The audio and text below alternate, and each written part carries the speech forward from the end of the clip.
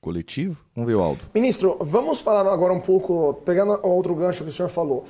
O senhor falou de um problema de equilíbrio dos três poderes no Brasil, que é também uma das causas dessa radicalização que estamos vivendo. O senhor escreveu um livro que se chama O Quinto Movimento, vou mostrar até para o nosso público aqui, O Quinto Movimento, propostas para uma Constituição inacabada. O senhor acha que temos um problema na nossa Constituição que levou a esse, ao final das contas, após 30 anos, a esse desequilíbrio, e eventualmente o senhor tem várias propostas aqui para reformar, ou até como outros autores, né, para reescrever de fato a Constituição. O senhor acha que a Constituição brasileira precisa ser modificada de forma importante para evitar um desfecho ainda pior, ou podemos trabalhar dentro da Constituição para evitar esse desequilíbrio entre os três poderes? Alguém duvida que essa Constituição precisa de uma profunda reforma? Olha, nós fizemos a Constituição num momento muito difícil da vida nacional. Nós acabávamos de sair de um regime militar e as lideranças civis, todas elas, as progressistas, as conservadoras, as liberais, queriam fazer um acerto de conta com os militares.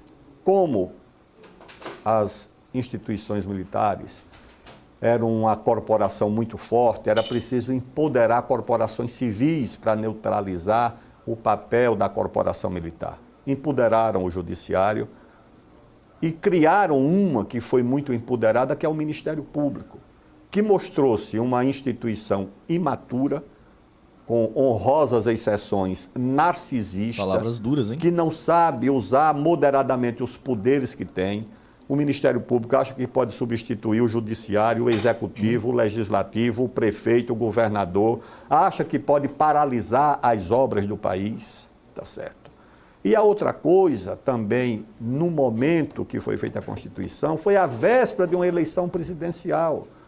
Então a Constituição terminou sendo, de certa forma, uma espécie de plataforma eleitoral da eleição presidencial que se avizinhava e que tinha entre os constituintes candidatos importantes que saíram acolhendo reivindicações. E, além do mais, o seguinte, essa Constituição ela foi tão modificada que, provavelmente, depois da promulgação... Aldo já chega com os dois pés no peito. Né? Em 10 de outubro de 1988, até hoje, mais duas constituições foram introduzidas nessa Constituição. O Aldo, ele manja pra cacete da história do Brasil, né, mano? Ele manja, velho. Para se ter uma ideia, tem um capítulo Ele conta a história do Brasil com a fluidez fodida, velho. Constituição que trata de vaquejada. Por que trata de vaquejada? Não, esse caso mostra a desorientação do nosso Poder Judiciário. O Supremo resolveu um dia reunir os seus 11 ministros para discutir se a vaquejada era constitucional ou inconstitucional a partir de uma representação de um promotor desavisado do Ministério Público, não sei de onde.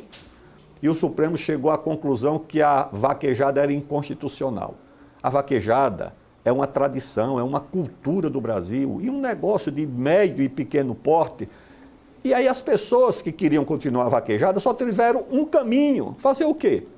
Colocar a vaquejada na Constituição. Ela não estava na Constituição. O Supremo, com a sua decisão desorientada, terminou fazendo com que um Congresso propusesse uma PEC e levou a vaquejada para a Constituição. E outros temas estão lá como capítulo.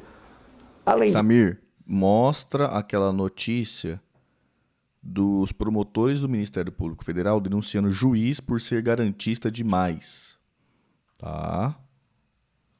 Nossa, agora o Assana vai ficar putaço. Que a Sara mandou um link, eu coloquei na hora aqui, ó. F.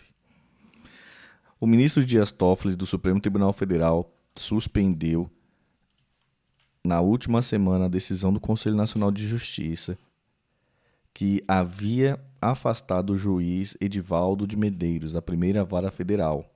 O juiz foi alvo de representação disciplinar devido a supostos atrasos recorrentes no andamento dos processos criminais de interesse do Ministério Público Federal e as decisões supostamente contrárias às jurisprudências sobre a atuação da força policial em benefícios de investigados pobres. As ideias do Ministério Público Federal. O juiz foi alvo de representação disciplinar devido a supostos atrasos recorrentes no andamento de processos criminais de interesse do Ministério Público Federal e as decisões supostamente contrárias à jurisprudência sobre a atuação da força policial em benefícios de investigados pobres. Ô, louco. No último mês de fevereiro, o plenário do CNJ aplicou ao juiz a pena de disponibilidade, afastamento por 180 dias, com recebimento de proventos proporcionais ao tempo de serviço. O garantismo desagradou. 8 procuradores regionais da República apresentaram uma representação disciplinar contra Medeiros. Eles indicaram excesso de prazos nas tramitações de processos criminais com o objetivo de dificultar a instrução. Também apontaram decisões atípicas e tumultuárias, contrárias à jurisprudência do Tribunal Regional Federal da Terceira Região, que levariam o Ministério Público Federal a interpor diversos recursos. Os procuradores alegaram que Medeiros negava de forma deliberada diligências solicitadas pelo Ministério Público Federal, revisava de ofício decisões de magistrados substitutos, rejeitava denúncias de forma sistemática e anulava provas e relaxava prisões decorrentes de abordagem policiais. Segundo os procuradores, as decisões eram desprovidas de fundamentação jurídica técnica e idônea e tinha conotação político-partidária. Os caras afastaram o juiz que estava dando devido processo legal para pobre. O bagulho tá doido, velho. O bagulho tá doido, velho. Disse o seguinte: o Supremo decide se o presidente da República pode nomear o ministro. Mas a atribuição constitucional é clara, loucura, do presidente da República ou da presidente nomear ministro e não do Supremo. Aí chegou ao ponto de proibir que o presidente Bolsonaro nomeasse o chefe da BIM, no caso. Um delegado. Um delegado. Já tinha proibido a presidente Dilma de nomear o presidente Lula, ministro. Todo mundo achou bonito porque era o presidente Lula, era a Dilma e era o PT. Eu digo, vocês vão pagar um preço por isso. Depois proibiu o presidente Michel Temer de nomear uma deputada ministra do Trabalho. E depois proibiu o presidente Bolsonaro de nomear o delegado. Quando o presidente Bolsonaro não pôde nomear o delegado, eu olhei assim, eu digo, o presidente pode o quê exatamente? Se não pode nomear o seu delegado, sem um processo administrativo que o delegado não tinha. Porque podia dizer, não, tem esse processo, tem isso, não tinha. Então eu creio que é preciso restabelecer o equilíbrio entre os poderes, inclusive para preservar o próprio Supremo, que é um poder essencial, importante, é o Tribunal Constitucional da Nação Brasileira. E o Tribunal Constitucional da Nação Brasileira precisa ser acolhido e respeitado. Mas, na situação atual, eu acho que sofre um processo de desgaste muito grande. Pois é, só para terminar esse assunto... Sabe uma coisa que eu acho também no Ministério Público, que eu percebo? O Ministério Público ele é tipo uma... Mano, direto ele reage pautado pela imprensa, tá ligado? Já viram isso? Tipo, mano, a imprensa fala um negócio, coisa e tal, aí, mano, o Ministério Público entra com ação, já reage, né? É engraçado isso. Esse processo de desgaste, na sua opinião, não é por causa da própria atuação no Supremo, muitas vezes, além das suas prerrogativas, ultraviras, que está provocando também uma reação por parte do Senado Federal em querer limitar o tempo de atuação de um ministro, querer fazer até eventualmente um caso de impeachment contra ministro, já há pedido de impeachment, ou a CPI de abuso de poder. O senhor não acha que hoje no Brasil o poder que está extrapolando as suas funções e que está provocando esse desequilíbrio é o poder judiciário, no caso, o Supremo Tribunal Federal? E como reverter essa situação, na sua opinião? O mais importante, Carlos, é compreender esse... Amir, qual que é o motivo do ódio dos comunistas pelo Aldo? Eu viajo nessa treta. Mano, segundo a jovem Sara tava falando esses dias aí, porque o Aldo parece que ele era daquela corrente comunista que tem uma ligação com a Igreja Católica, não é? Não sei o nome dessa corrente, não. Mas tem uma corrente comunista que tem esse vínculo meio que com a Igreja Católica e tal, e aí os comunistas mais moderninhos e tal, ou de uma outra corrente, tem uma rincha com a galera. Né? Tem uma rincha com isso aí. Meio aquela rincha de marxista trotskista com marxista stalinista, né? Tipo uma coisa meio que assim, tá ligado? Parece que tem isso aí. Aí fica meio que tentando zoar o cara, tá ligado?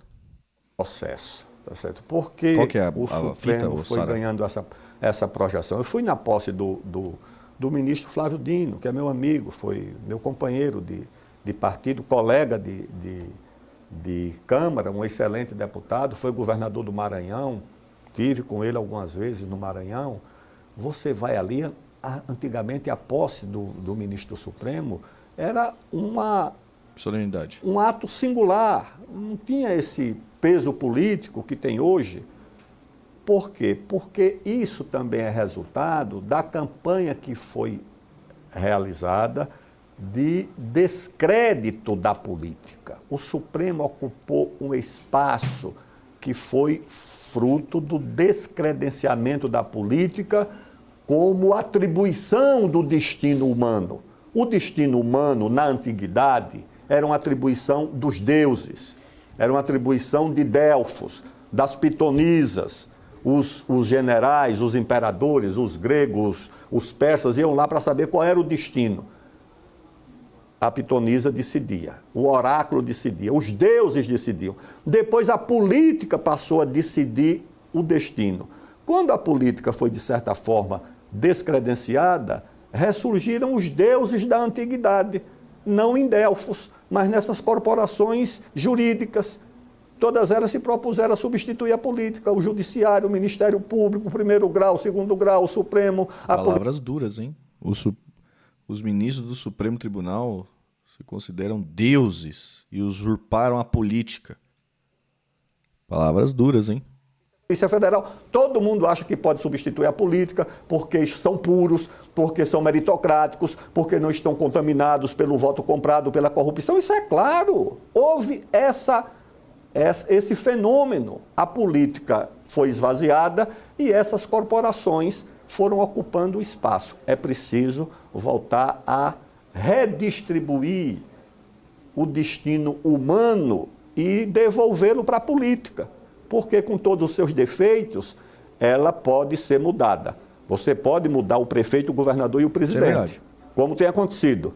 O ministro do Supremo é para sempre. Um juiz é para sempre. Um procurador é para sempre. Devem ter suas atribuições, mas não a do destino humano nem do destino da sociedade. Então temos, na sua opinião, um novo Olimpo, basicamente, lá em Brasília, na parte mais à direita, fisicamente dizendo, da Praça dos Três Poderes. É a Nova Delfos. A Nova Delfos no Supremo. Ministro, secretário, o senhor foi ministro da Defesa. Um dos aspectos que hoje estão sendo apurados pelo Supremo Tribunal Federal é a atuação dos militares durante aquilo que é chamado por alguns tentativa de golpe de Estado do dia 8 de janeiro de 2022. Na sua opinião, esses militares, ou melhor, na sua opinião, a caserna está envolvida em algum tipo de atuação nesse aspecto? Há alguns generais, na sua opinião, que você acha poderiam estar envolvidos, claro, sem fazer juízo antes, sem conhecer todos os autos processuais. Mas, na sua opinião, havia um risco de ruptura democrática no Brasil ou isso daqui é apenas retórica que poderia se tornar uma arma política? Na sua opinião? Carlos, precisa separar os indivíduos das instituições, tá certo? Provavelmente há um juiz, um jornalista, um promotor, um comerciante, um médico, um advogado ou um militar que pense de determinada forma. Mas é a OAB que pensa assim? É o Conselho Federal de Medicina? É a Federação de Jornalistas? É a ABI? Não. Então, não são as instituições militares. As instituições militares são guiadas por valores antigos. Foram construídos lá no passado, em Guararapes, por um Caxias, por um Floriano, um Deodoro, um Góes Monteiro, um Geisel, um Osório, um Marcílio Dias, um Tamandaré. Essas instituições são guiadas por valores. O menino sai da academia, ele já sai com o peso nos ombros do Caxias, do Deodoro, de Guararapes, da Guerra da Independência, sai com isso. E isso é o que termina, em última instância, determinando o comportamento dessas corporações. Agora, os indivíduos podem ter lá seus devaneios, suas pretensões, mas é um desserviço que se presta ao Brasil acusar as Forças Armadas de ter dado golpe por uns e de não ter dado golpe por outros, porque os militares ficaram nessa situação. São acusados por uns porque não deu golpe e por outros por ter tentado dar o golpe. Ou seja, pelo menos vamos chegar num acordo. para ter pelo menos uma só acusação. Cuidado. Mas o senhor falou, o Brasil é o país vamos dizer assim, das diferenças, né? Evidentemente temos uma heterogeneidade até nas acusações, no caso. Mas só para terminar esse assunto, secretário, mas na sua visão, o senhor foi ministro da Defesa, o senhor conhece os militares muito bem. Há então apenas algum caso de incontinência verbal, vamos dizer assim, né? De inconsequência de alguns que acabou contaminando a imagem de todos, ou de fato havia um mal-estar por parte de uma cúpula militar ou de parte dela em relação à volta do governo do PT. Afinal, só terminando, quando o PT saiu do poder em 2016, uma nota do partido indicou entre os erros não ter colocado nas academias militares uma doutrinação ideológica. Isso foi também alvo de debate até pelo clube militar. Então, você não acha... O Aldo foi da AP, que era uma organização de esquerda radical e católica. Os comunas mais novos rejeitam essa vinculação, porque os católicos vão agir de forma mais conciliatória, sempre que possível, mas eles pegam em armas quando é necessário, coisa que um Ian Neves da vida jamais fará. Tá aí, ó, quem perguntou aí sobre o rolê? Quem foi que perguntou? Diogo, é isso aí, ó. Acha que havia um mal-estar naquele momento, uma tensão pós-eleitoral que poderia ter levado alguns a pensamentos não propriamente republicanos? Voltando mais uma vez à instituição. Não conheço no Brasil instituição mais ligada aos interesses nacionais, com mais elevado espírito público, com mais espírito de renúncia pelo interesse comum do que as instituições militares. Nós temos instituições respeitáveis e boas. Igual a dos militares eu não conheço uma, tá certo? Conheço instituições muito boas. Agora os militares têm esse compromisso de forma muito mais antiga e muito mais consolidada. Os indivíduos erram, os indivíduos dizem coisas absurdas e devem ser julgados os indivíduos e não transferir culpas ou responsabilidades individuais para a instituição. A instituição não é perfeita, comete seus erros, tem os seus pecados, mas como instituição tem que ser protegida porque o Brasil precisa hoje, precisará mais ainda dessas Forças Armadas do ponto de vista da defesa nacional, da ciência, da tecnologia, do trabalho social, da proteção da Amazônia e dos valores nacionais que estão aí meio expostos no nosso país. Tá aí, mano, cortezinho good, hein? Cortezinho good, velho. Ah, o Aldo, ele é muito... É da hora ouvir o Aldo, mano. Eu gosto, velho. E ele é...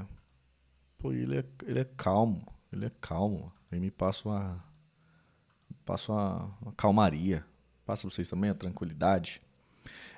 Então, a treta com o Aldo é mais complexa que isso. O Aldo era do PCdoB. O racha entre o PCB e o PCdoB repercute nesse ranço pelo Aldo. Alguns falam que ele nunca foi realmente comunista, porque a vertente que ele militou na juventude é o socialismo humanista. Nós o consideramos etapista, assim como Elias Jabbour.